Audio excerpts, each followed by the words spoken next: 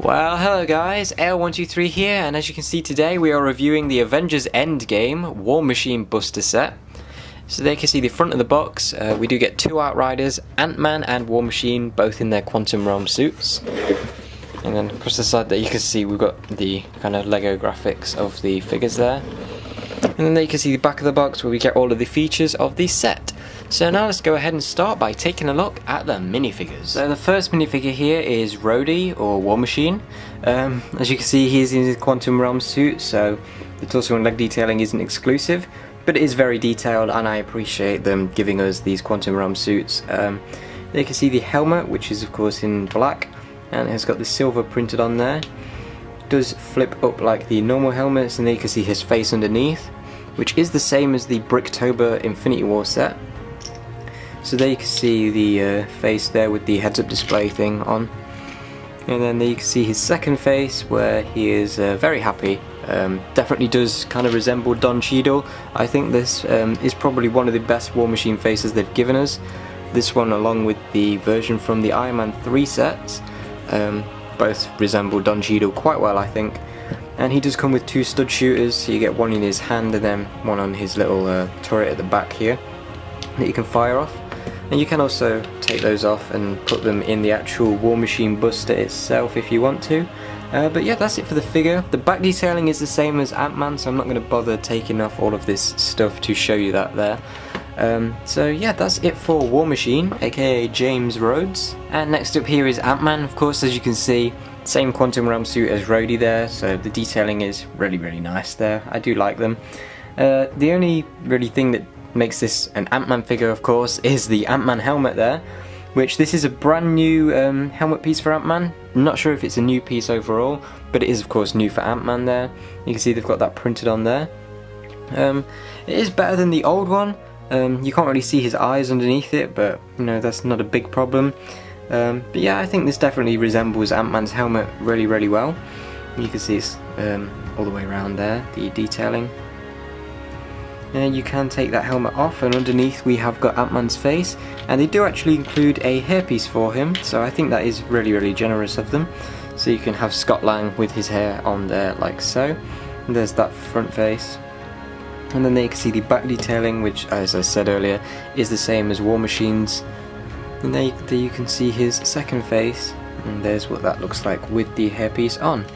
So yeah, that is it for Ant-Man, or Scott Lang, whatever you want to call him, in his Quantum Realm suit. So yeah, that is it for Ant-Man. Next up here we have got an Outrider. This is of course the same as the Infinity War versions, with the exception of the armor piece here and these claws. These are the Wolverine claws, redesigned in gold, I believe. There you can see the torso and the face print, of course, and the armor piece, of course, there. And then the back detailing, which is exactly the same as the Infinity War versions.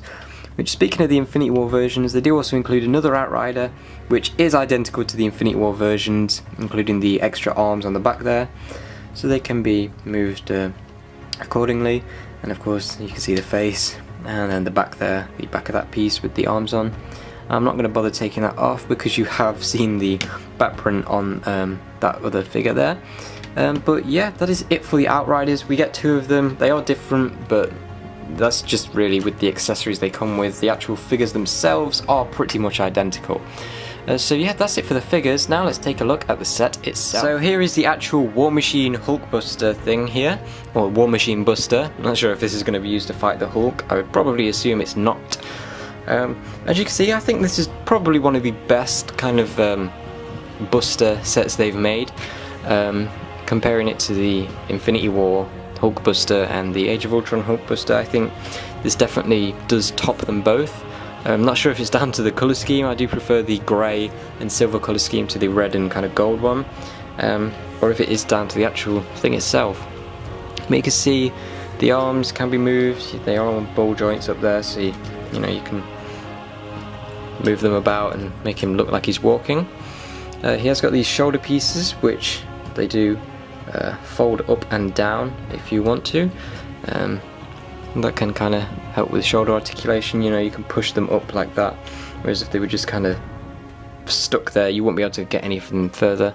So you know, they can be used to maneuver the arms a little bit more than what would be used if they were stable. The actual forearms themselves, they could only be rotated, but it's not too big of a problem. You can still get some nice poses with it. The shoulder articulation is fine, so yeah. But yeah, they just rotate around, and then we've got the fingers there, as you can see. And it has got the thumb on the inside, so you can grip a minifigure if you want to. So let's just try and get an Outrider in here, like so. Yeah, it doesn't really work. Let's try and get that.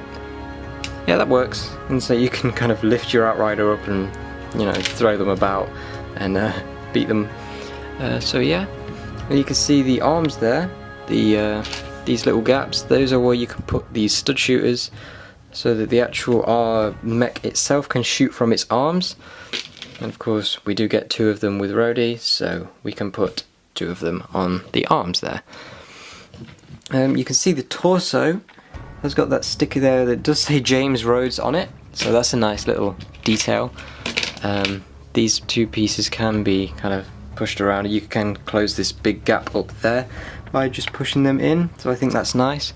You can see on the front we've got the little red arc reactor there, which I assume is going to be powering this suit. Again, you can push those out and put them at an angle. We've got these pieces with the kind of silver ingots on there that can be moved up. You can see the dome piece with the Iron Man kind of helmet printed on, and then that can be moved up. And then of course you can maneuver this front piece down with the little arc reactor on it. So you can push that down, and then in there we have got space to sit Rhodey, but we've also got this little thing that can be pulled out. And this is just a little tray, just a tray of studs that can be used as ammunition for the many stud shooters that are on this. So they just get pushed in the back there. You just push them in. They don't stick to anything. And then Rhodey can be put on these just that little plate there. And then you can secure him in by closing this up. And then you can bring these little side bits down. And then you can close the whole thing up by just bringing the dome down, and that's a pretty nice look. Doesn't really change it when he's in there, so that is nice. You can't really see him when he's in there, so that is again really nice. And then you can see that detail just at the bottom there of the torso. And then the legs here, they are kind of stuck in this permanently bent position. The ankle rotation is a little bit limited. You can't really go forward very well. But they do go back quite a bit, and you can bend the foot like that, and it can also rotate around. It's just really this front bit that doesn't do much. You can see he has kind of got these little knee plates on there. I'm not sure if these shield pieces are new, but they do look pretty nice, and they've got the stickers on there. And then the toes are built up quite well. You can see we've got these things which can be bent out, and the little thing with the gunmetal grey ingot there, and that can be closed up, and then you get the nice foot that's been built up.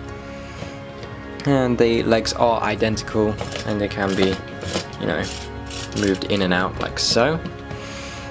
So yeah, and the back of this does have some nice detailing on it. It isn't kind of exposed. It doesn't look bad. It is nicely closed up, so I appreciate that. You can see kind of how it's been built up, where you build it like that and then of course stand it up.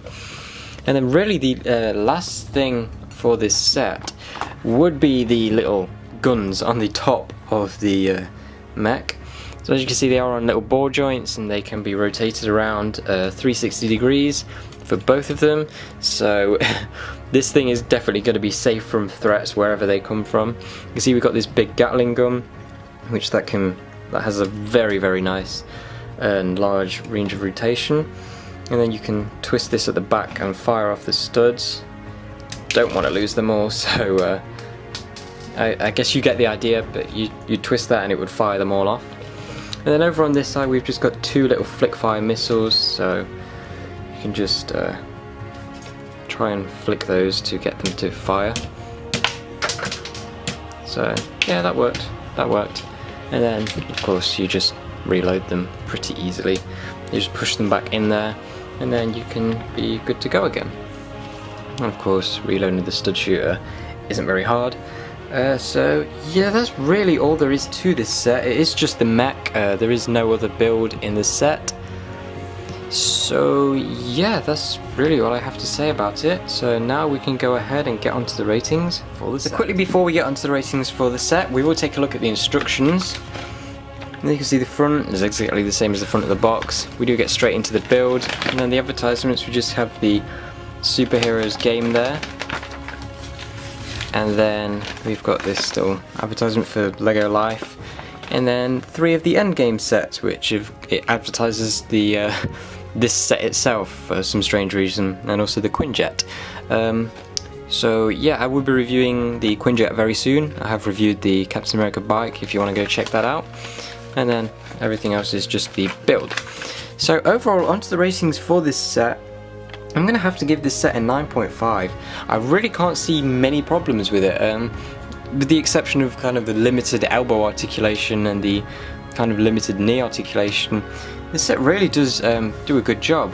Obviously you get 2 of the Avengers, both in Quantum Realm suits, so that's nice. You know, if you want to get all of the Quantum Realm suits, you know, this is a nice way to get 2 of them.